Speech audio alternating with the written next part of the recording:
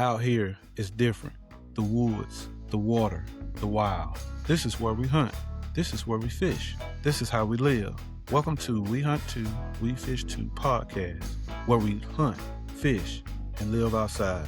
Welcome back, everyone, to another episode of We Fish 2, where we hunt, fish, and live outside.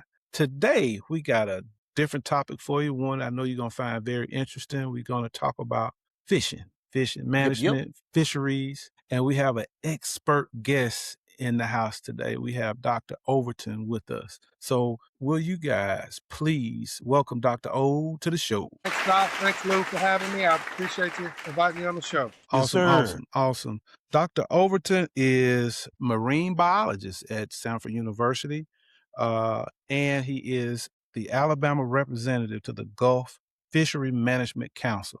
So, yes, sir. We have someone that can really talk fish with us today. So, today's topic is going to center around what anglers are always questioning. How many fish can I catch? What's the limit? What's the size? So what we're going to do, we're going to answer a lot of those questions for you. And because for me, fishing is a passion of mine, just like hunting, but fishing is something that I grew up on because the Black Warrior River was 2 miles from my house. And fishing was an everyday thing during the summertime. Yeah. So, but me too. When you're talking about summer, talking about fishing season, bag limits, talking about size, why some species have harvest restrictions as opposed to others. So Dr. O is going to help us kind of dive into that. What exactly is fisheries management? Thanks, Doc. Thanks, Lou. So fisheries management is a process where we manage a resource, fish here in particular. We manage it such that we make sure that there's enough fish.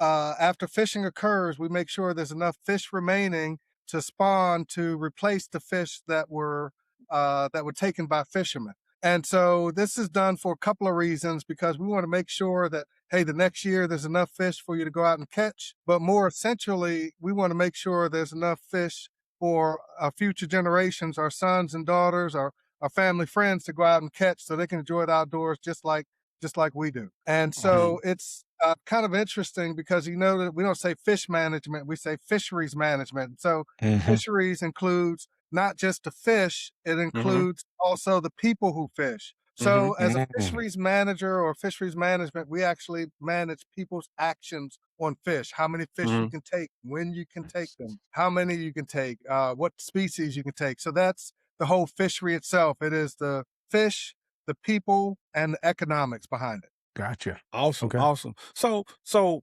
why do fish populations need to be managed? Well, it's just like deer populations. You know, if you kill too many of them or harvest too many, there's not enough females around to replace what was taken. So it's the exact same principle behind the wildlife management, fisheries management. Right. Yes. Okay. Gotcha. Because, you know, we have people, you know, that always have that question. How do people know how many fish are in a lake or in a pond or in a river?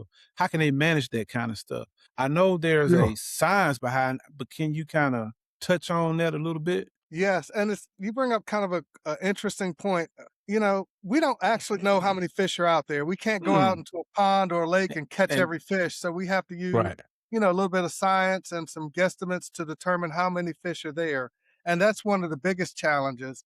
And with respect to recreational fishing versus commercial fishing, and we'll get into that a little bit later, you know, we don't oftentimes know how many recreational fishermen are out there catching fish and how many fish that are there. So when we start to make these policies, yes, we have the science, but there's still a bit of a guessing game in terms of setting the limit. Now, to give you an idea, we would love for you to be able to go out there and catch all the fish you wanted, whenever you wanted, how many, you know, that's just not the case. Back in the early 70s, you know, that was the case. You could do that. But now we're better at fishing.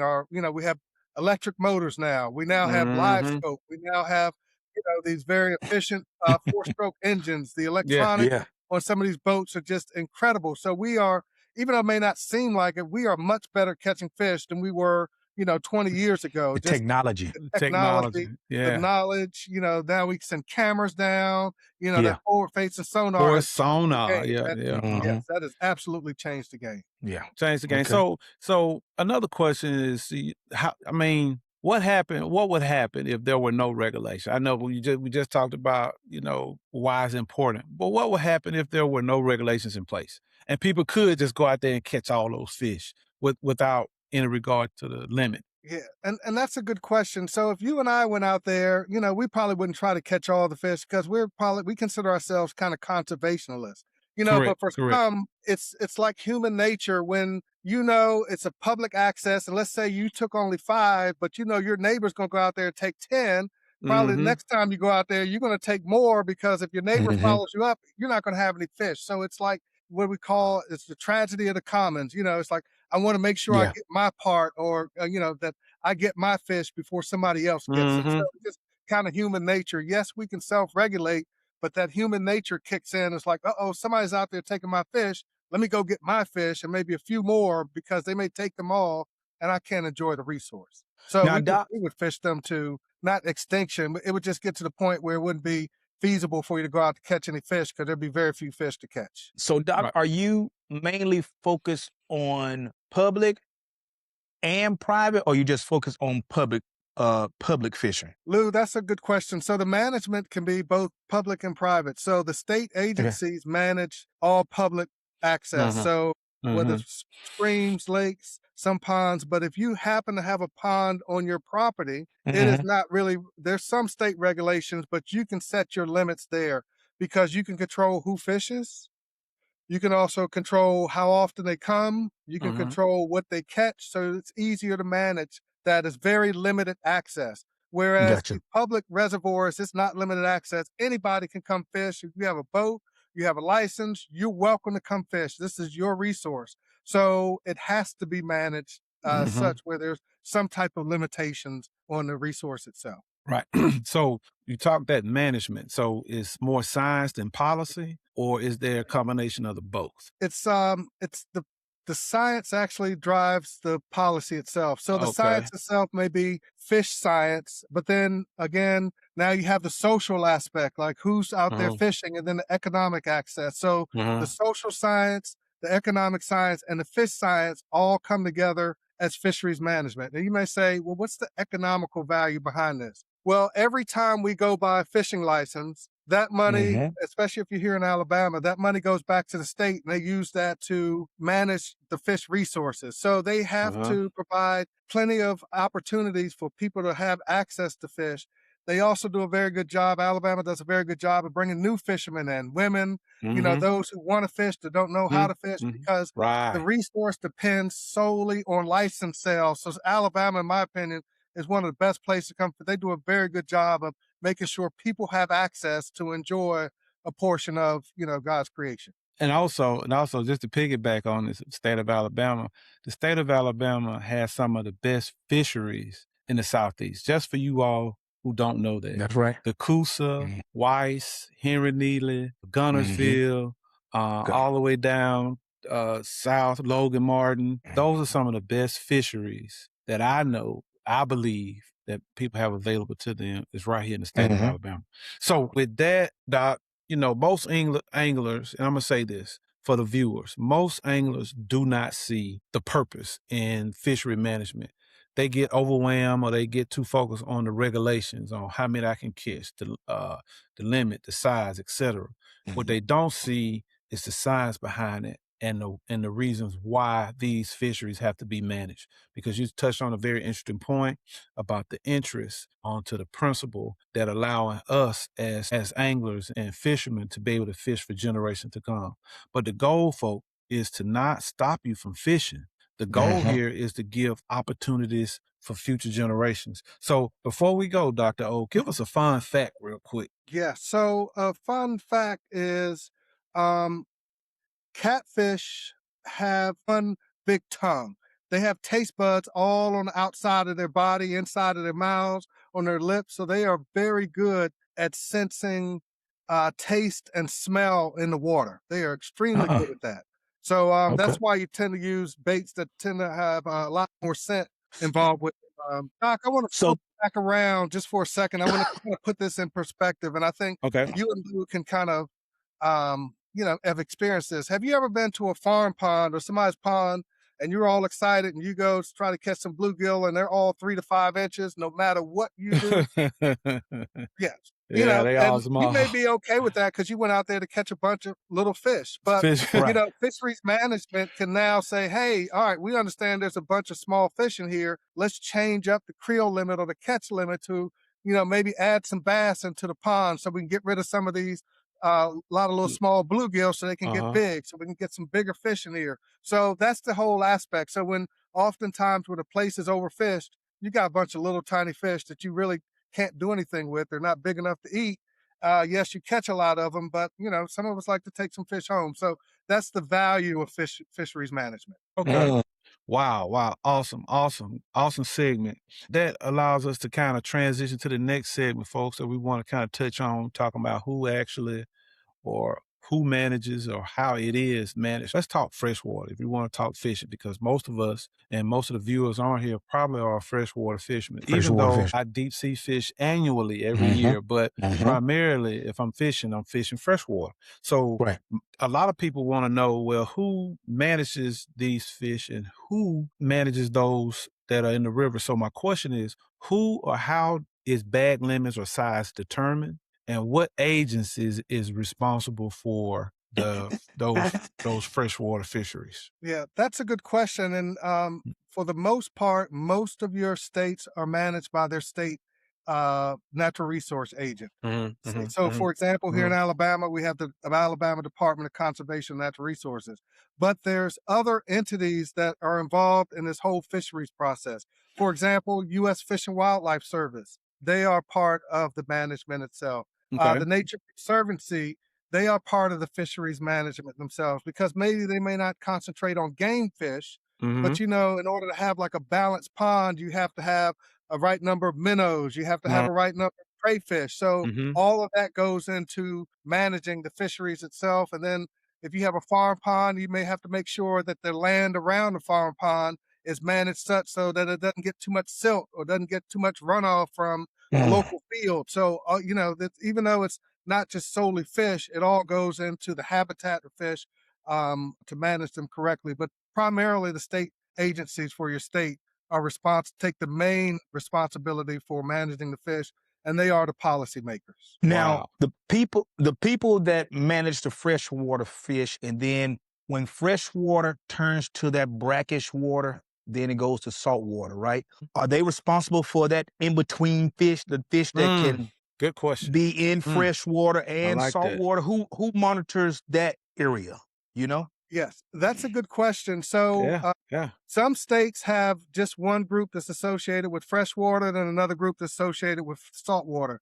But some states, they will manage their fish all the way out to about 3 miles off the coast. So it includes those fish like striped bass that can go freshwater and saltwater. They're freshwater for some of their lives, may go out to saltwater for part of their lives. So you may have different entities managing those fish. So, for example, here in Alabama, we have the Gulf Fisheries Management Committee that is responsible for those fish, those for saltwater fish out to about 3 miles. After 3 miles, they're federally managed with some state input. Gotcha. So, a clarifying question. We talked about that type of water, that mixture of salt and fresh water. Where are the bodies of water where that may take place, to give our viewers a kind of a visual picture of where that is and how that may come to be? That's good. So it's usually right close to the coast. If we're here in Alabama, Mobile Bay is a perfect example of where the salt water meets the fresh water. It's not fully fresh. It's not fully salt. It's just a mixture. So you can go in there and catch largemouth bass in one place and catch red drum and flounder in another place. Kind of weird, but that's just the way it works. Just fish are very good at living in those types of our environments. Okay. So go ahead, Lou. No, I had a question, but I go ahead. Want to make sure the question I'm going to ask is because I bow fish, okay? And I know you over fishery, and there's an issue that I have, Dr. O, is people that bow fish, we hunt the fish at nighttime.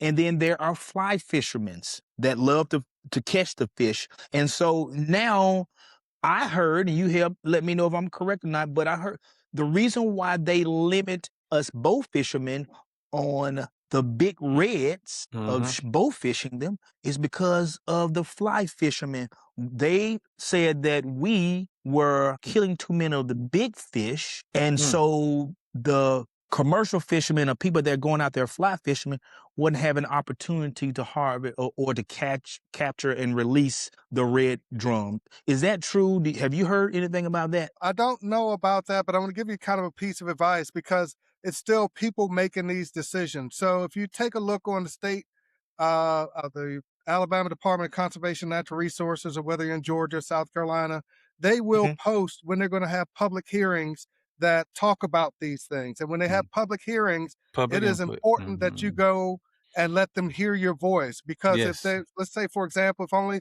the fly fishermen were present, they're going to give their side of the story. Not that they don't like the bow fishermen, but they're there for a reason. And so when they have public comment, it is important that you go to so that they can hear your voice, so they can see multiple sides of the story. And that's really important for managers. We've got to hear from the fishermen, all of them, not just one particular group. Awesome. Thank you. Awesome. Yes. Good question, Lou. And I'm going to help tie this up in a bow for the viewers. Ladies and gentlemen, public input goes into these regulation changes and decisions. You as an angler, you as a fisherman can influence fishery decisions. Many anglers, they find themselves, they are stumped to learn of how much public input is involved at these public hearings that Dr. O just mentioned. Fishing regulations aren't just random. They don't pull these things out the air. It takes people like you and us and Dr. O to sit down and say, hey, if there's a question, if there's an issue, bring it to the table and have level, even-headed, intelligent minds to make a decision as to what's best for not only the fisheries, but for us as anglers. So with that, we're going to move along to the next segment. And here is one quite interesting to me because we touched on it just a little bit, but it is more so offshore than anything. What's the difference? Or what's the main difference? I mean, I know, of course. I mean, there's some obvious differences. But for the people who are not sure as to what it is when you're talking about saltwater fisheries and how they're different than freshwater fisheries. Right. And that's a good question because there's two main differences. One, fish don't recognize state lines. And when you get to the saltwater environment, you not only have the recreational fishermen, you have the commercial fishermen. So you have one group that's out there to have fun and then one group to make a living.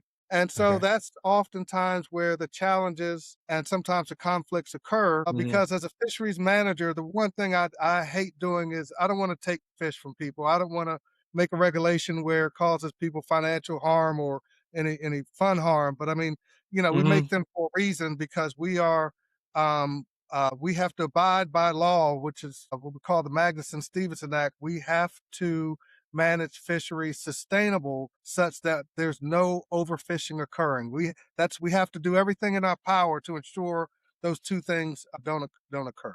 But that's one of the biggest differences when you start to get into saltwater. And so what also happens is, like I mentioned, fish don't recognize state lines. So now with the Gulf, within the Gulf, you have to have Mississippi, Texas, Louisiana, Florida, all responsible for these fish that all freely use the Gulf for us to set these creel limits. A creel limit is nothing about how many fish you can catch or your size limit and when you can catch. So it is a large collective group effort to make these regulations. To make them such that we're not creating an environment where overfishing occurs. And so you have different state agencies, different federal agencies all involved. And some of the species that we primarily focus on, and you guys are probably familiar with, are like your snappers, your groupers, I mean, they just migrate. So it's a big effort. And so since that's a big body of water, it's not like a lake, a pond, right? A river. How do you regulate or set the limit on just two snapper in that big ocean? Two snapper. That's a good question. Why can't I catch I'm not three? sure how many grouper, but I do know, snapper season just opened. Isn't that right, Doc? Snapper season yes, sir, it did. So First of June. out of this big ocean, you only get how many? Two. Two. How did y'all come up with 2? Yeah, so it's We want to know. don't get me 'Cause, wrong. Hey, we going this I weekend. want We 3. going this weekend. We want more than 2. I want I more than get 2. it, 'cause I've been out there fishing for red snapper, and I mean, they're just biting and, it's just Right. like, how do we make this work? Well, again, just like, we snapper like to hold to hard bottom. We know where all the hard bottom Yes. is, so we can go out there and locate the snapper real quick and fish a hard bottom out very quickly. So Okay. that leads to overfishing. So we know that that's the case, and so we have to set limits on that. Now, let me switch to the commercial side because this is where Yes. how, I want to provide some clarity. We Mhm. know for the commercial fishermen, we know exactly how many fish they catch and how much weight they remove from Mhm. the Gulf itself. Oh, okay. But for Okay. recreational fishermen, I'm not going to say we don't have a clue. We don't have as good of a grasp because there's all these different marinas. You don't have to Mhm. report many of your fishing. I think if you've been out saltwater fishing, you may have probably received a call for surveys like, hey, have you been out saltwater fishing in the last 2 months? Tell us what you caught. That's the only data or some of the data that we get from recreational fishing. So that's the big uncertainty. So yes, could we probably set it at 3? Maybe so. But again, we don't know.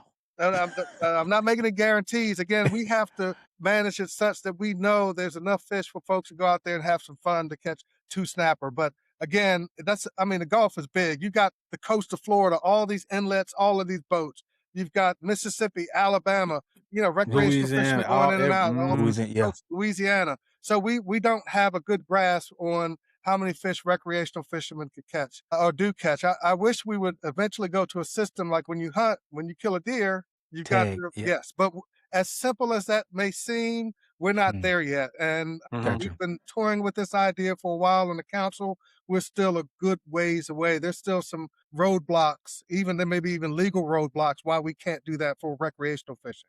Gotcha. Wow. Wow. Yes. I just, as a stakeholder, and when we talk Mhm. about stakeholder people, we talk about those that are invested into the sport, invested right. into fishing, invested into the whole development and growth of the community of anglers. So as a stakeholder, are there any type of advisory councils that we can develop, grow to kind of help to stir the conversation or steer the conversation or create a narrative that can provide some understanding as to whether we need to increase the career limit or not? Yes. So I know for the Gulf Council, we have advisory panels where we like to get people who recreational fish, who commercial fish, who also may own a fish house Mhm. or own a Okay. restaurant to give their input in terms of giving us their input and bringing that to the council so that we can make our decisions. So yes, there are ways that you can do this. You can put your name in a hat.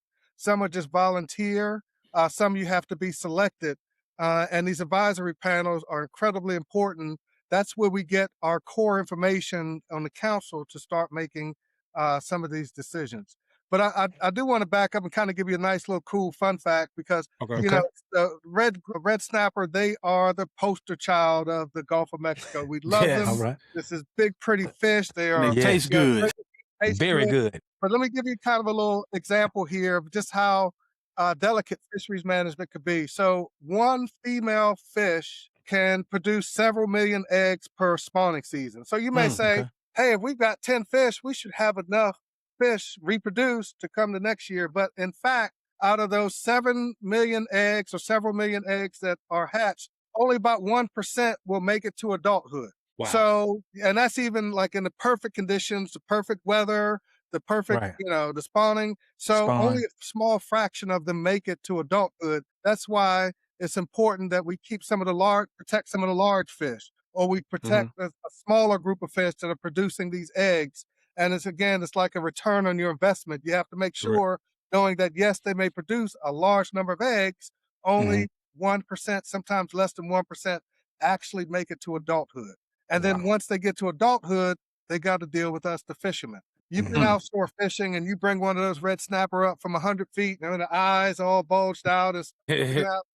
You got to vent them. So sometimes they may not oftentimes survive being brought up, or maybe you may Mhm. release them and a shark or a dolphin comes and eats it. So Bite we've got to 'em. take that Mhm. into, consideration when making these limits. So that's how we get to the 2. If all those million eggs survive, go out there and catch 500, but that's the goal to take that way. So that's how we have to kind of consider that in our management efforts. What is the size limit for the smallest redfish and the largest redfish that you can catch? That's a good question. And like Doc is going to have to do next week, I think y'all are going down. You're going to have to get on the website and see what the size limit is.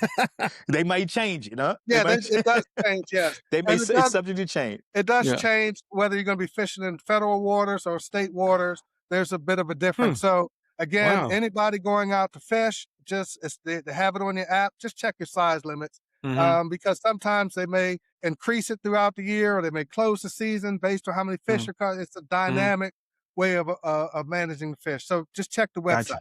Okay. Well, I can tell you on the deep sea fishing trips we've gone on, that I've gone on, they are very, adamant about the size of the fish that we can keep versus those that we throw back. I mean, if it's a borderline fish, don't make it in the boat. They hook it right out of the water. When one that's questionable, they'll put it on a scale or the ruler and put it in the ice bucket. But they are watching those size limits. Because, for example, we was out this happened last year, and we was on the return in. And as we went under the bridge coming into the dock, to the marina actually, game wardens pulled up, got on the boat. Hello. Checked the box. and the captain was like, this is, we haven't had this in a very long time. They don't do that. Why he did, I don't know. Maybe it was something he was looking for, or he was just randomly checking. I'm thinking it was just random, and we just happened to be in the right place at the wrong time. And but luckily, all of our fish. Wait a minute, I'm full disclosure. We did have to throw some overboard before we did have to throw some over before he put his foot on the deck of that boat. So they do watch. So with that in mind, this is a great segue to the next topic. And for all of you, here's my second story. Just yesterday, Lou, I shared this with you earlier. I was out fishing, bait fishing at a local lake, not too far from here. And I was out there enjoying myself until two game wardens showed up. And they walked down. They were some nice gentlemen. I must give it to them. They were very polite, very nice. And, after they asked, did I catch anything? First, they want to know if I had fish in the bag or fish in the Absolutely. bucket. That's right. But the second question is, do you have your license on you? So, folks, have those licenses on you. And for me, I like to have mine on my phone. So even though my license is in the boat, and they can tell you, well, you should have them on you at all times, which is true. That's the law. Right. That's the law. But one thing I've done to kind of get around, I always have it readily available on my phone. You can pull it up at Outdoor Alabama, go to licenses and click down. Boom, it pops right up on your phone. So the reason why I'm sharing these stories is because this next subject or this next topic is very interesting. And many people may not know this, but that Magnuson-Stevens Act is a law that most anglers, and I can guarantee you, a lot of those that I fish with don't know anything about. So, Dr. O, I kind of want to get your input, kind of get your take on that law, Magnuson-Stevens Act, and tell us about it and help the people to fully understand exactly what it is. Yeah, that's a good question. I mean, a good segue. So the Magnuson-Stevens Act was put forth by two Congress people, and essentially let's say back in the, from about 1975 and before, any foreign fishing fleet could come to the shores of the United States and fish, 1 mile offshore, 2 miles offshore. And again, the citizens of the United States felt that these foreign countries were taking fish away from, their pocketbook, which was gotcha. And so these two Congress people put together this Conservation Act to say that the United States can manage its fisheries from its shore out to 200 nautical miles offshore. That way it ensures that anyone fishing 200 miles shore or less are citizens of the United States, that those resources are coming back to the U.S. But what essentially happened is once the United States did that, every single country in the whole world did the exact same thing. So you have some smaller countries that are in, let's say, the Pacific that have all these islands. So they may have, I don't know, 600-700 nautical miles, which no foreign fleet could come, even though it's a very small island. It's a bunch of islands with these 200 nautical miles. So essentially, it ceased all foreign fishing vessels from fishing within a reasonable distance from any coastline that they're not native to.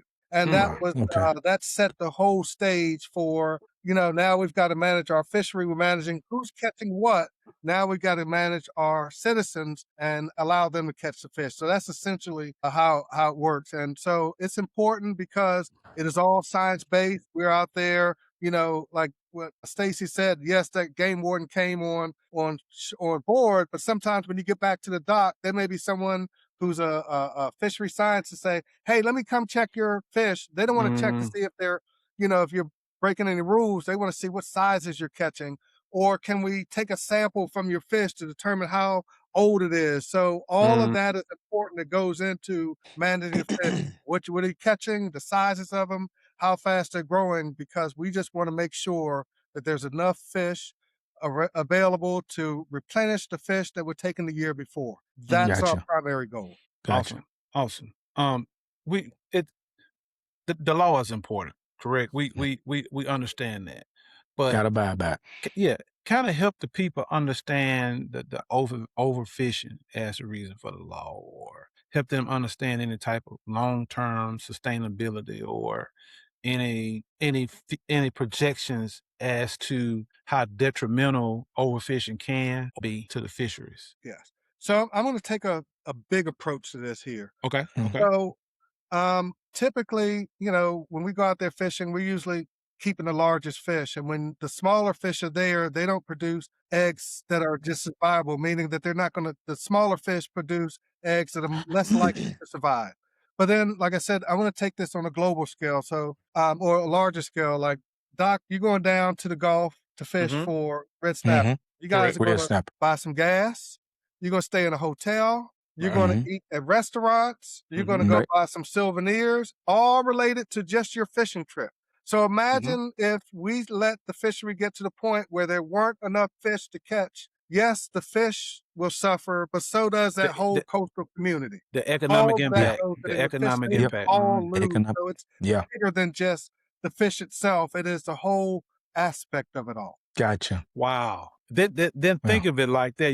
I didn't think of it like that. Because we're going to eat. We're probably going to buy a T-shirt or a mug or get our picture taken or get that taxidermist. They make a killing out of all the big fish they get. And people want to mount it. All of that is impacted if there's no fish to catch. Wow. Never thought about that. Wow. So that Nuisance-Stevens Act is so important, people. Would it be safe to say, Dr. Overton, that act is essentially the foundation for the management, the fisheries management? Absolutely. And if you allow me a point of privilege, it's essential to the soul.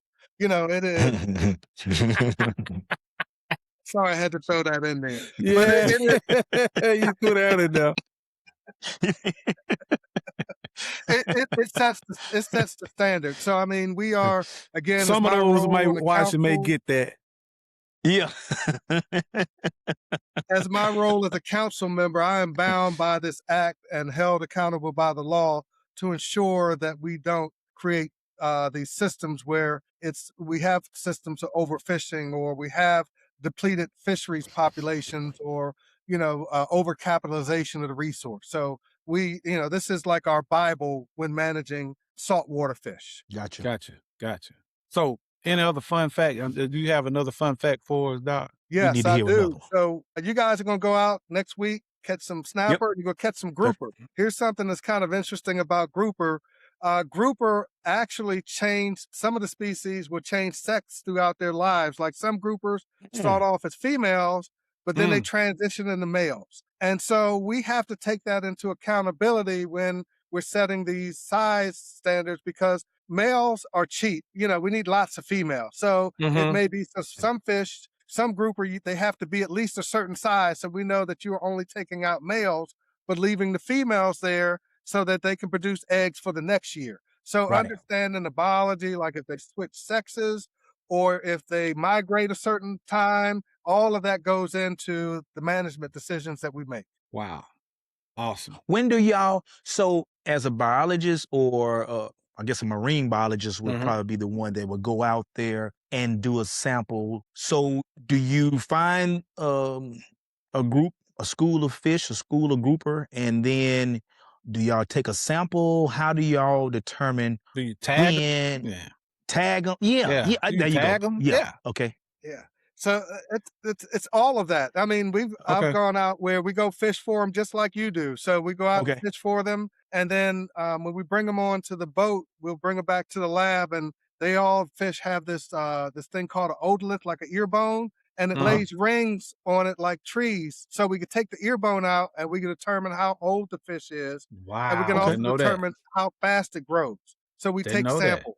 We also will tag the fish. So we'll take some, tag them, release them. That way we can, release them. And if another fisherman catches them, we know where they were released from and where they swam to. But recently, last year, I was on an expedition. We were out catching fish and we sent an ROV down there, a robot. So we could now take pictures of the fish. And it was actually kind of cool because we could take pictures of the fish and we could actually measure the fish based on the pictures, and we could count all the fish without having to catch them rod and reel. So a little robot will go down to the reef itself and take pictures and assess the population itself. It's actually really kind of cool. It's one of the ways we can count fish, measure them, we can identify them. So the technology has gone to our advantage as well. Gotcha. Wow. Good That's stuff. pretty that's That's pretty good. cool. Yeah. That's pretty cool. That's pretty cool. Didn't know that about that ear bone. Yeah. That's cool. Yeah. That's it's different. actually kind of cool. Yeah. Yeah, that's pretty cool. You serve on the Gulf Fishery Management Council, correct? Correct. Yes. So what is it that group? What's, if you don't mind, not necessarily specifics, but give us a understanding of what it is that you actually do on the council. Right. So part of my role is I represent Alabama and the residents' interests of Alabama. So recreational fishermen, commercial fishermen. So we get together 5 times throughout the year. And so we listen to, input from commercial fishermen, recreational fishermen, also the science and also other interest groups. But again, typically what I will do prior to going to these meetings, I have several connections that I'll reach out to them and say, hey, we're going to be talking about red snapper, this particular issue on red snapper. Where do you stand, or where does your organization stand? How would you like for this to be managed, or what input should I consider when I decide to make a final vote on something? So I represent Alabama's interest, but not just only Alabama's interest. I mean, again, it's not just Alabama, it's other commercial fishermen too, but primarily Alabama's interest. And so it's also state may have an interest in terms of how they would like the fisheries managed. And so it's a wide range of these coastal communities that we think about as my role on the council itself. Gotcha. Awesome. So with that, is there a species that you find more challenging than the other? And if so, what contributes to that challenge? Is it the anglers themselves, or are there some marine type of illnesses or things that may cause a decline in population? I don't know. You know, that's what you're here for. If you can help me out with that. Right. That's a good question. We understand the red snapper pretty good, but I'm going to say like the kingfish or the king mackerel. Right. If you think about the geography of the Gulf of Mexico, or the Gulf itself, yes, most of it consists of the United States, but then you also have fishermen from Mexico that may have totally different rules. And these kingfish will migrate from the coast of Florida all the way to the coast off of Mexico. So there's that uncertainty, in terms of how many fish they're removing, how much collaboration occurs through their management agencies. And then likewise, even just here in the Gulf, the fishermen in Florida may have different idea on how to fish the kingfish than the fishermen in Texas, because they may not migrate certain times a year. So those fish that are really highly migratory, like your amberjack and also your kingfish, those to me are the most challenging because they're here one year and then you don't see them in great numbers for a couple of years. What about the tarpon, Dr. O? The tarpon, is that a did that fish leave and come? Is that a highly sought after commercialized fish that everybody try to catch, or is it just and is it one that people like to eat? Can you, I've never seen anyone talking about, this tarpon is good. I never hear anybody Nah. talk about tarpon, right? Yeah. So, but I like to see everyone catch that fish, and I would love to catch me one. I've never been, so that's one of the I got on my bucket list to go tarpon fish. So, does that fish travel a lot? That's a good question. It does travel a lot, but they stay fairly close to shore. You don't find them that far offshore. They're usually in shallow waters next to cover. So most of your state agencies will manage that tarpon fishery. I know that there's tarpon pretty much found in every Gulf state there is. They're primarily in the eastern Gulf, and Alabama has their fair number of tarpon, but clearly, Florida is probably more the tarpon capital. In Okay. terms of eating tarpon, I think there's some better fish out there. They have a lot of bones on the sand. Yeah, And, there's a better it's fish just out that there. nostalgic They made me tarpon. like gar or something. It's Yeah, tough. like From what I heard, that's tough, man. yeah. Although I've had gar, and gar is actually pretty good when Gar, gar is very good. yes. Yeah. Yes. But So no, you should be able to tarpon I think they're really on the comeback. So you should be able to find a local guide to take you out to catch some tarpon. It may not be that big one you want to put on the wall, but wall, enough to yeah. make get your blood rolling when they hit the lure. Okay. Yeah. Okay. So Doc, you spoke about the council itself, right? But what about your role? Is it more scientific? Are you involved with the scientific side of it? I know there's some. You spoke about the economic impact. It was very informative. Really appreciate it. But in terms of your role, what does that look like? Yeah, so I am involved on the scientific aspect as well. Again, it's when the fishery scientists may give us data to look at. It's like, all right, these fish were growing this fast, or we found them here, or we're mostly catching this side. I take that all into consideration.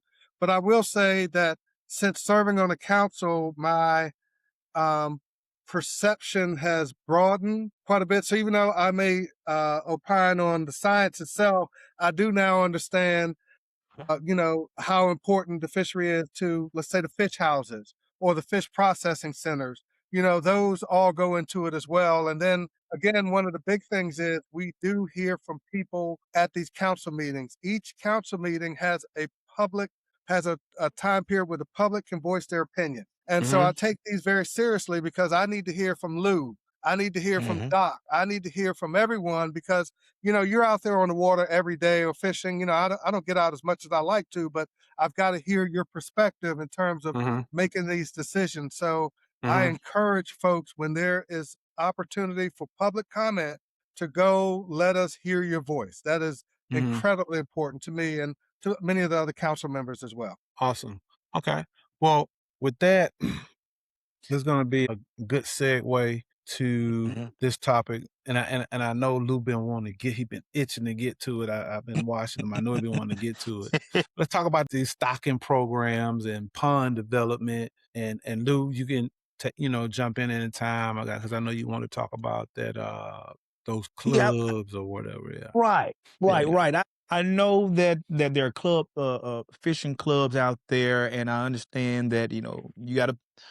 Some fishing clubs you have a long waiting list to get in, right? And then I also have a question about stocking fish open up the lake. So my first question is, those fishing clubs, what's the benefit of being in a fishing club? I love hunting clubs, and I used to be in a lot of them. So what's the benefit of being in a fishing club, and is it like a hunting club? Bingo, Lou. You hit it. Just like a hunting club. You can control who hunts. You can control what type of a game is killed. Same with the fishing club.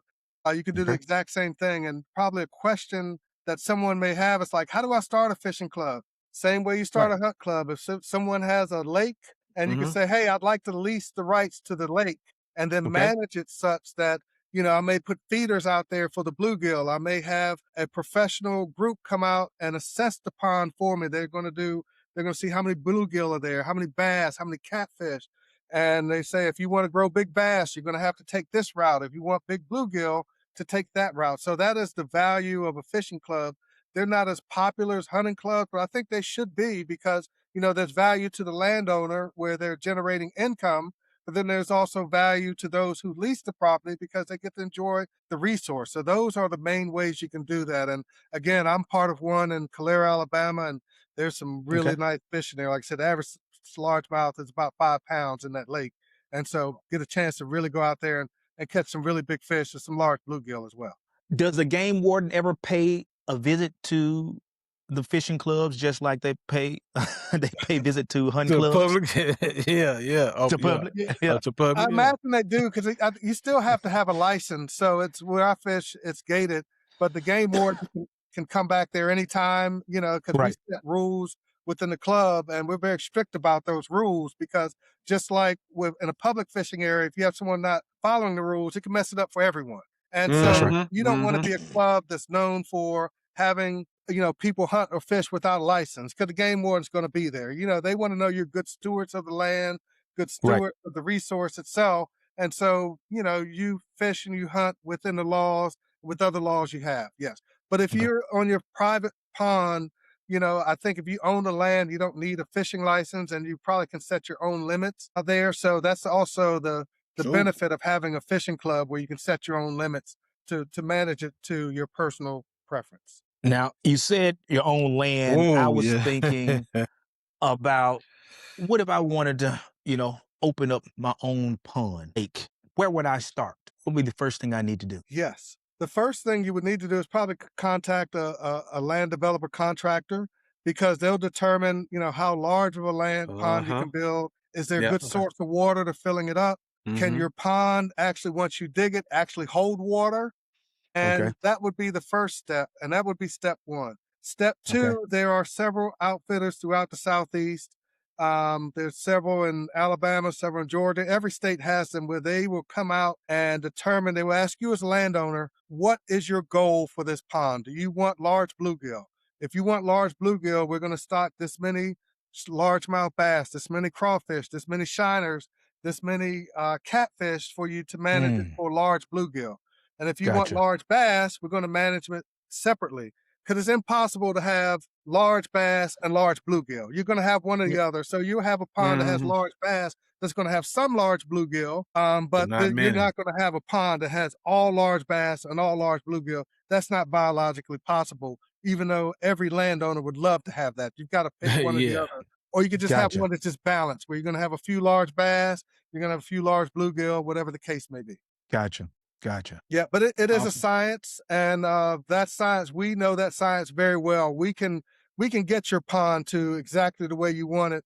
It just depends on how large your pocketbook is. And I see you said you go ahead, Doc. So, go ahead, Doc. Yeah. So can stocking replace habitat management in terms of these ponds and these lakes? Because, and here's why I say this, and I don't know, Lou, I don't know if you have paid attention. There's a lake down from Okmulgee. Okay. And it's a park. It's a park there as well. It's a nice lake. And I've gone there, looked at the edges. I don't see no bait fish. I don't see nothing moving. I don't see no fish activity. I threw a line out there. I know where you are. Nothing is, is biting the line. There's no activity. And I was talking to a local and they was like, man, ain't no fish in that pond. I mean, ain't no fish in that lake. How is that possible? And my question is, would that stocking replacement or would that help that habitat in that particular area for that particular lake? I mean, yes, I fish places like that too, where you just don't see any small fish around the pond. And again, it all depends on what the landowner wants to do because the lake this public. This public. It's public. Well, it's may part be of the county itself may not be interested in creating that fish opportunity because again, that costs money to have someone come in and assess and to actually stock the fish. They may just be satisfied with it being a place where people go out and canoe or just enjoy the scenery itself. That is also, the value of having a pond is just not for fishing. So again, it all depends on what the landowner or the steward really wants for that lake. I mean, if they want fish, they can stock it, and certainly you can establish a fish in there with no problem. Gotcha. Okay. All right. I guess, do you have any follow-up questions, Lou? No, that's it. He answered mine. He answered about the opening of a lake on your public land. Yeah. Yeah. Here's one. Here's one I think the folks want to know. Are stockfish different from wild fish? No, in a sense. So stocked fish, you can control what, let's say, strain of bass you put in your pond. You may want a Florida bass or Alabama bass, or they have these tiger bass. You can control that gene in your pond. Likewise with the bluegill, copper nose, and red breast, or whatever the case. So you can really, like I say, we've had this science down. We have this science down where we understand exactly how to get it the way you want to. So different, it's just like if you're in the cattle, you have different strains of cattle. You have, Right. you understand the genetics. We know how fast they grow. We know exactly what they need. So you can really dial that thing in so it is exactly how you want it. So if yes, we they're wild fish, but in that sense, when you're building a pond, you have the opportunity to really say, I want a fast growing bluegill, or I want a bluegill that's fat. I want a bluegill that's long. You can really dial it in. So if you have, I guess, 3 dominant fish, you have a bass, crappie, and a bluegill, and you put them in there, same amount of fish in that pond, which fish would dominate? In that particular example you gave me, crappie are going to dominate everything. They're going to eat all your largemouth larvae and young. They're going to eat the bluegill. They're going The to pond destroy has them to be big pads. enough. Yeah, they're going to Destroy them outcompete everything. pads. So typically, like I said, we have this down to a science. We stock bluegill, bass, and catfish. Those are the 3 because we can control those ratios where one doesn't outcompete the other. And then we may stock shiners and crawfish to provide a food base for those animals. So for stocking, if it's a big pond, they may put crappie in there, but I wouldn't suggest that. Just stick with bass, bluegill, catfish, and your crayfish, and go from there. Do not put crappie in there Them crappie is something else, man. you can't It's get them something, out. man. Yeah, You can't get them out. You can't get them out. No. Wow. Yeah. All right, folks, let's try to wrap this one up as well. Stocking is often one piece of the management puzzle. I think we can all agree to that, right? Yeah. Healthy habitat is often important. Healthy habitat is often more important than stocking. Now, Dr. O, you can correct me at any time because you're the expert on this. Right. And I think it's beneficial to us to understand those 2 dynamics. One, the management part of it as creating a healthy habitat, and the stocking of it in terms of, building the populations in these bodies of water. So with that, let's change gears to how can fishermen and anglers participate more, right? Because, we understand how habitat is critical to the fish populations. The how important the aquatic, quote me if I'm wrong, Doc, the aquatic vegetation and the structure for fishing. We know what those things are, right? We talked about the economic impact and the loss, but can you tell us specifically some of those roles that the average angler can play from their participation? Yes. So here's what I'll say. An average angler, make sure that you are always introducing new people to fishing. Just like someone introduced you, it is important that you introduce them as well, because those are going to be the ones that are going to be buying. The more people you introduce to fishing, the more resources there are for resource managers to provide fishing opportunities. So in my opinion, you're just going to have to, reach back and lift some up. Just take your kids, your neighbors, your son's friends, your daughter's friends. That is what's the most important in terms of making sure that this is always available, not just to you, but for future generations to enjoy just like you did. That's what's most important. Get involved by taking people fishing, introducing them to, the sport that all of us enjoy. Right. Because we do understand that any decision made regarding the fisheries and how it's managed is not done by closed doors. No. I think we touched on it earlier, how your input makes a difference. How can you get involved that way, Doc? Is it through a written letter, a newsletter, or, they send an email, or, good question. a message in a bottle, or how can they? It does seem like a bit of a black box, but I would at least go to your conservation resource page for your state and sign up for their newsletter. And even on that website, it should be areas for public participation whether it's providing your opinion or working or participating in a survey. That is the easiest way to get involved. And there are other organizations like I know you've all heard of the Coastal Conservation Association. Get involved in there. They are advocacy group for recreational fishermen.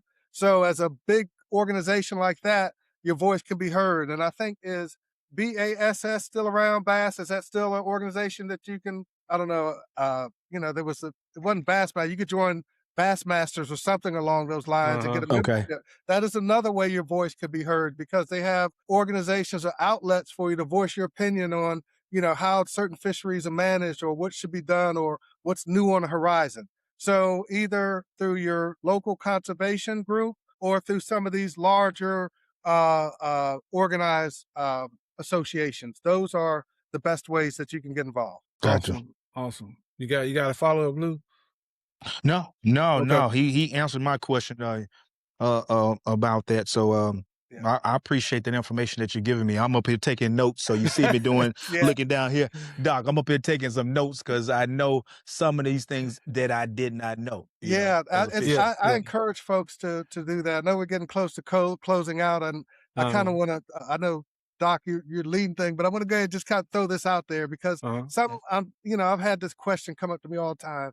Doc, how'd you get involved in fisheries? Because most of us growing up, we didn't know that this was a way you could make a living. And I'm going to tell you this quick story. This is how it happened. I was at South Carolina State, and my buddy of mine, my fishing buddy, matter of fact, he said, "Hey, man, there's a guy coming to talk about fish." And I was like, "Man, I don't need to go. I fish all the time, read Film Stream." He's like, "They're serving lunch." I was hungry. I went. So this guy started talking. This guy's name is Willie Booker. He ran the Orangeburg Fish Hatchery there in Orangeburg, South Carolina. Willie started talking. About 5 minutes later, light bulb went on. "Wait, you mean tell me they pay you to play with fish and I like to fish?" As soon as that was over, I went down there and I said, "I want to do what you do. I want to come down there." And he took me under his wing and he saw how much I liked it. He made some phone calls for me to get into grad school. And that's how it all went. Like I had no clue that you could do that with fish. You could do that with wildlife too. If you like to hunt, you could go do that with, So if you're not sure how to do that, and my contact information will be here. Contact me. I will share with you all the information. That's awesome. Because trust me, this particular my career has been I can't give back to it what it has given to me. I mean, I've met a lot of folks, man. There's been some folks that poured into me. I loved outdoor. I mean, I couldn't, if I had to write the script, I would have messed it up. So the Lord had his hand in there, but I'm certain there's some young folks that say, "Hey, I want to do what you do." And I will be glad to help them out. But that's the Did you have to go to did you have to go to school for biology or to be a marine biologist to do that, to get into that field? It's multiple ways you can do it. I got a degree in biology and then I got a degree in forestry, even though I only know a little bit about some trees, but I know a whole lot about fish. Then I got a PhD in marine and environmental science. So yes, there is some schooling, but imagine going to school, taking a class, every class is about fish or the outdoors or trees. It's like you're excited to go to class. And so that's how it came. Yes, it was a lot of schooling, but man, I was learning stuff just like I'm learning stuff with you all here. Yeah. It was fun, man. I would do it all over again. So yes, there's a lot. It wouldn't work. Yeah. It wasn't work. Yeah. It wasn't work. No, not at all. Not at all. And I learned a whole lot. And it's been good to me. That's good. Awesome. Well, there you have it, folks. Let's recap a couple things. There's a science to managing the fisheries here, either in the state of Alabama or the state that you're in. And as local fishermen, as anglers, we are on the front line as well, because we are the first one that can raise issues, or if there's an immersion concern, we can be the first ones to bring that to the table. We can voice our opinion. That could be that's our input. And once we give our input, those decisions on how fisheries are managed is done in a collective manner by the experts that are doing the day-to-day work, and for us that sees the problems that come forth. So what I'm getting at, folks, the scientific side and the stakeholders, which is you and I, we work hand in hand in this fisheries management world. So with Doc, let me ask you this: if you could give some of our listeners some advice or some big takeaways, what would they be? Yes, good question. The big takeaway is that when we set limits and set, it is not done in a black box. We depend on you, your input. Yes, we depend on the science, but we get the best available science, but we need people to participate. Whether it's coming to these public meetings or whenever you get a phone call for a survey that asks you, how many fish you caught, be involved. And that is the big take home. So this is your resource, it's Lou's resource, it's my resource, it's Doc. So we all have vested interests. And again, the squeakiest wheel always gets oil. That's the take home. So come in, voice your opinion. Do we get it right all the time? No, we don't. But we do the best we can because, again, I want when you guys go out there, guys and girls go out there, fish, I want you to have a good time. I want there to be plenty of fish, for you to be safe on the water, for you to have enough fun to come back again tomorrow. Awesome. And Lou? Yes. Last thoughts.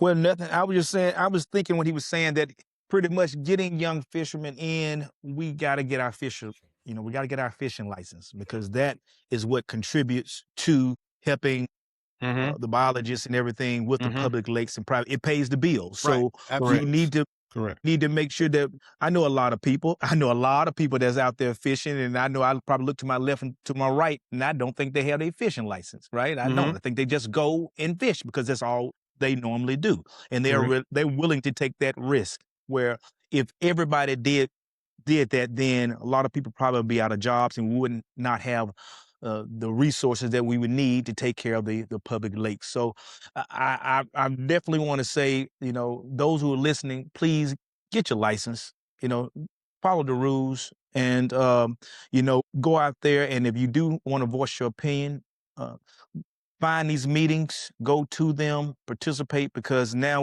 we need to be able to harvest more than 2 redfish, okay? Red I snappers, agree with okay? You, I totally agree, man. I wish you go out there and catch 10.